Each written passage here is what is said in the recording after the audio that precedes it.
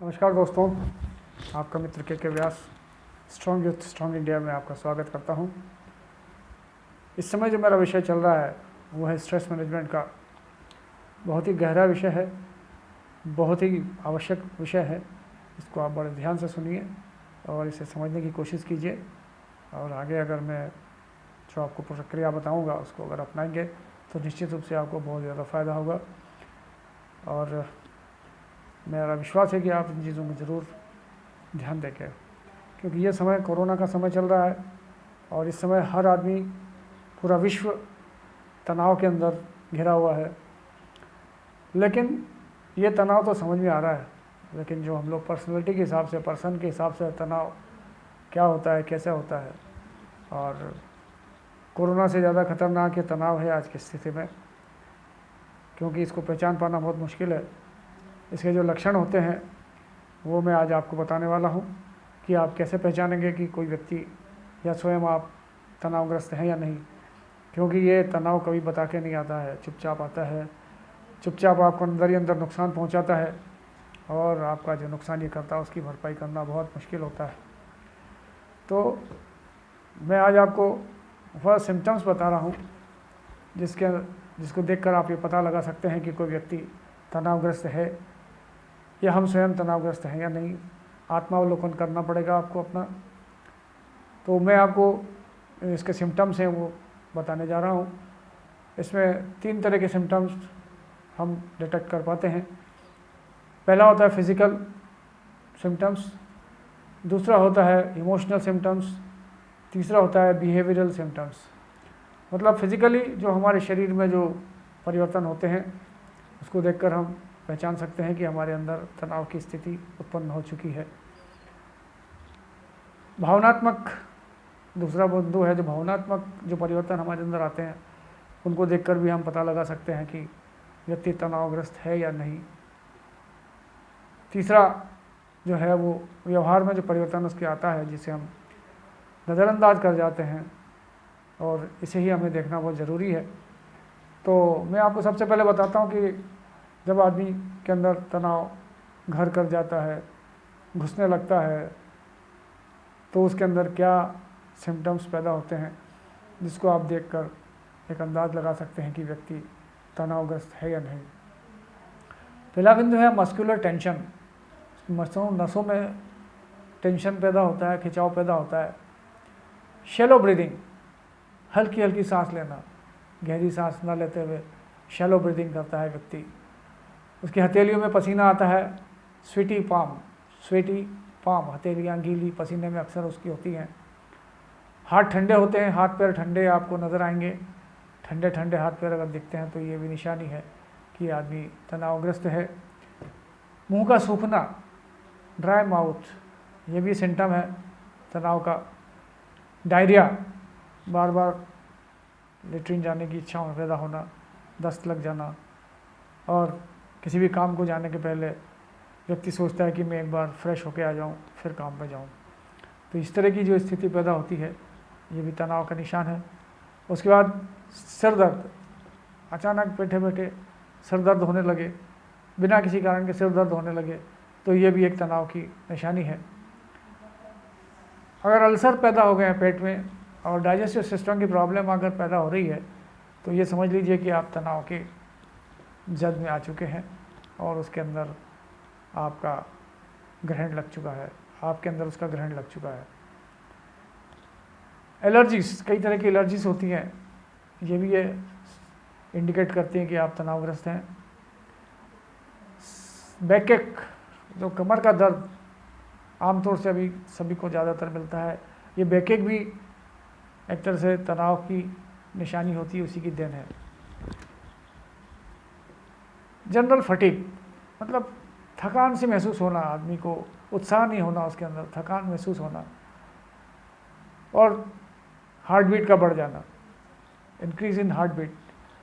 ये कुछ बिंदु हैं जो फिज़िकली हम लोग देखकर पता लगा सकते हैं कि कोई व्यक्ति तनावग्रस्त है या नहीं। इसके बाद आता है इमोशनल चेंजेस जो व्यक्ति के अंदर आते हैं। उसमें सबसे पहले लॉस ऑफ कंसंट्रेशन, आदमी की कंसंट्रेशन बिगड़ जाती है, वह कहीं पर अपने को कंसंट्रेट नहीं कर पाता है। कभी कभी उसको डर भी लगने लगता है, अचानक डर महसूस होने लगता है, कुछ है ना है लेकिन उसे डर सा महसूस होने लगता है। चिंता, नर्वसनेस, ये भी एक तनाव के ही निशान है। आदमी छोटी छोटी बात पे निगेटिव बात करने लगता है या नर्वस हो जाता है, वो भी एक इमोशनल सिम्टम है तनाव का। डिप्रेशन का फील होता है, उसको डिप्रेस्ड हो जाता है इंसान। यदि किसी को डिप्रेशन सा महसूस हो रहा है तो निश्चित मानिए कि उसको वो तनावग्रस्त हो चुका है। चिड़चिड़ापन, इरिटेबिलिटी, गुस्सा, आउटबर्स्ट, एंगर आउटबर्स्ट, गुस्से का एकदम से विस्फोट हो जाना, छोटी सी बात पर एकदम से भड़बड़ा के फूट जाना, ये भी टेंशन की निशानी है। अगला बिंदु उसमें ये आता है कि फीलिंग ऑफ इनसिक्योरिटी, उसको असुरक्षा की भावना घर कर जाती है कि ऐसा क्या होगा, मैं कैसे बचूंगा, मेरा परिवार कैसे बचेगा, या किसी भी तरह की इनसिक्योरिटी उसके अंदर पैदा हो जाती है। ये भी तनाव का एक सिम्टम है। निर्णय लेने की क्षमता पे भी उसका असर होता है। तनावग्रस्त व्यक्ति आसानी से कोई निर्णय पर नहीं पहुंच पाता है, उसको डिसीजन लेने में प्रॉब्लम होती है। मूड स्विंग्स, मूड बदल जाते हैं उनके, बार बार मूड का बदल जाना है। मूडीनेस जिसको बोलते हैं, आदमी मूडी हो जाता है, कभी कुछ किस मूड में आ जाता है, कभी किस मूड में। फ्रिक्वेंट चेंज इन मूड्स, ये भी तनाव का एक निशान है। अगला बिंदु इसमें आता है, उसको प्रॉब्लम सॉल्विंग में प्रॉब्लम उसको आती है। तो कोई भी प्रॉब्लम करके देंगे तो आसानी से उसको सॉल्व नहीं कर पाएगा वो। आप उसकी टेस्ट ले सकते हैं। छोटी छोटी प्रॉब्लम्स जो बच्चे भी आसानी से सॉल्व कर लेते हैं, जो तनावग्रस्त व्यक्ति होता है उसको वो सॉल्व नहीं कर पाता है। और सबसे बड़ी बात, उसमें नेगेटिव फीलिंग पैदा हो जाती है, निगेटिविटी की भावना उसके अंदर घर कर जाती है। तो ये जो बिंदु बताए हैं, ये इमोशनल चेंजेस हैं जो एक आम आदमी में आप देखकर पता लगा सकते हैं कि व्यक्ति तनावग्रस्त है या नहीं। इसके बाद जो अगला बिंदु आता है वो है बिहेवियरल चेंजेस, व्यवहार में जो परिवर्तन होता है उसको भी देखकर आप पता लगा सकते हैं कि आदमी तनावग्रस्त, तनाव के रोग से पीड़ित है। तो उसमें व्यवहार में आप देखेंगे कि भूख जो बदल जाती है उसकी, कभी भूख लगने है, कभी नहीं लगना है, कभी असमय भूख लगना है। तो चेंजेस इन एपेटाइट, भूख में जो चेंजेस होते हैं, उसको भूख लग रही है, नहीं लग रही है, कभी अचानक भूख लगने लगी, कभी अचानक खाने की इच्छा नहीं होना। तो इस तरह से, और उससे बाद इंक्रीज्ड ड्रिंकिंग, नशा करने की आदत बढ़ जाना। आमतौर पे कई लोग शौकिया तौर से ड्रिंक्स करते हैं, वैसे ड्रिंक्स ने कभी किसी का भला नहीं किया, तो तनावग्रस्त व्यक्ति का क्या भला करेंगे, लेकिन उसको ऐसा लगता है कि ये ड्रिंक्स मुझे मदद करेंगे और मुझे मेरे तनाव को कम करने में फ़ायदा देंगे, लेकिन होता ऐसा नहीं है। तो इंक्रीजिंग ड्रिंकिंग, स्मोकिंग की आदत उसको पड़ जाती है, बार बार एक के बाद एक स्मोक अगर आदमी करने लगता है, सामान्य तौर से तो जो करता है उससे ज़्यादा अगर वो करने लगता है तो ये एक निशान है उसके तनावग्रस्त होने का। और लगातार वो स्मोकिंग करता है और स्मोकिंग की आदत उसकी बढ़ती चली जाती है और उसका नुकसान भी बढ़ता चला जाता है। नींद आने में उसको दिक्कत होती है, आसानी से उसको नींद नहीं आती है। इंसोम्निया जिसको हो जाता है, नींद उड़ जाती है, रात में उड़ जाती है, नहीं आती है, जल्दी खुल जाती है, जितना उसको आराम करना चाहिए उतना आराम नहीं कर पाता है।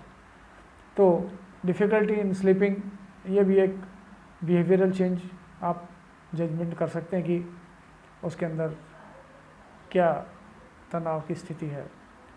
इमोशनल स्विंग्स, भावनाओं का परिवर्तन, कभी किसी के प्रति अच्छी भावना, कभी किसी के प्रति बुरी भावना, कभी किसी के प्रति बुरी है तो कभी उसी के प्रति अच्छी हो जाती है।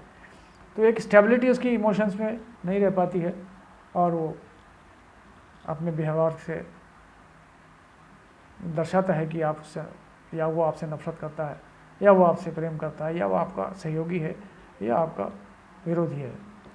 तो ये इमोशनल स्विंग्स भी उसके एक सिम्टम है तनावग्रस्त होने का।